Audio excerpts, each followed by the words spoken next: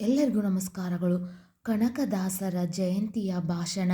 ಈ ಭಾಷಣ ಇಷ್ಟ ಆಗಿದ್ದಲ್ಲಿ ವಿಡಿಯೋಗೆ ಒಂದು ಲೈಕ್ ಮಾಡಿ, ಶೇರ್ ಮಾಡಿ, ಸಬ್ಸ್ಕ್ರೈಬ್ ಮಾಡಿ.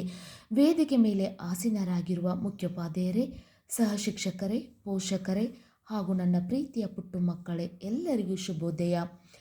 ಶ್ರೀ ಕನಕದಾಸರು 15 ಮತ್ತು 16ನೇ ಶತಮಾನಗಳಲ್ಲಿ ಜನಪ್ರಿಯವಾದ ಭಕ್ತ ಪಂಥದ ಮುಖ್ಯ ಹರಿದಾಸರಲ್ಲಿ ಒಬ್ಬರು. ಶ್ರೀ ಕನಕದಾಸರು 15 ಮತ್ತು 16ನೇ ಶತಮಾನಗಳಲ್ಲಿ ಜನಪ್ರಿಯವಾದ ಭಕ್ತ ಪಂಥದ ಮುಖ್ಯ ಹರಿದಾಸರಲ್ಲಿ ಒಬ್ಬರು. ದಾಸ ಪರಂಪರೆಯಲ್ಲಿ ಬರುವ 250ಕ್ಕೂ ಹೆಚ್ಚು ದಾಸರಲ್ಲಿ ಕನಕದಾಸರೊಬ್ಬರೇ ಶೂದ್ರದಾಸರು. ದಾಸ ಪರಂಪರೆಯಲ್ಲಿ ಬರುವ 250ಕ್ಕೂ ಹೆಚ್ಚು ದಾಸರಲ್ಲಿ ಕನಕದಾಸರೊಬ್ಬರೇ ಶೂದ್ರದಾಸರು. ಕನಕದಾಸರು ಕನ್ನಡ ಭಾಷೆಯ ಪ್ರಸಿದ್ಧ ಕೀರ್ತನಕಾರರು. ಕನಕದಾಸರು ಕನ್ನಡ ಭಾಷೆಯ ಪ್ರಸಿದ್ಧ ಕೀರ್ತನಕಾರರು. ಕನಕದಾಸರು ಕರ್ನಾಟಕ ಕೀರ್ತನೆ ಸಾಹಿತ್ಯದ ಅಶ್ವಿನಿ ದೇವತೆಗಳೊಂದ ಎಂದು ಬಣ್ಣಿಸಲಾಗಿದೆ. ಕನಕದಾಸರ ತಂದೆ ಬೀರಪ್ಪ ನಾಯಕ, ತಾಯಿ ಬಚ್ಚಮ್ಮ. ಕನಕದಾಸರ ತಂದೆ ಬೀರಪ್ಪ ನಾಯಕ, ತಾಯಿ ಬಚ್ಚಮ್ಮ.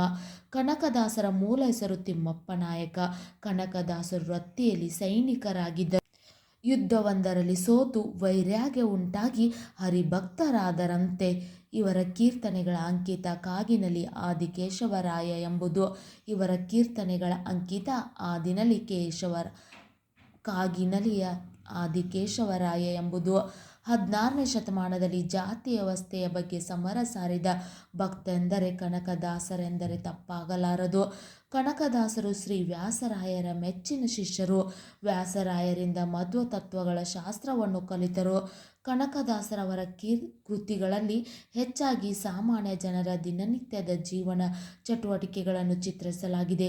ಕನಕದಾಸರವರ ಕೃತಿಗಳಲ್ಲಿ ಹೆಚ್ಚಾಗಿ ಸಾಮಾನ್ಯ ಜನರ ದಿನನಿತ್ಯದ ಜೀವನ ಚಟುವಟಿಕೆಗಳನ್ನು ಚಿತ್ರಿಸಲಾಗಿದೆ.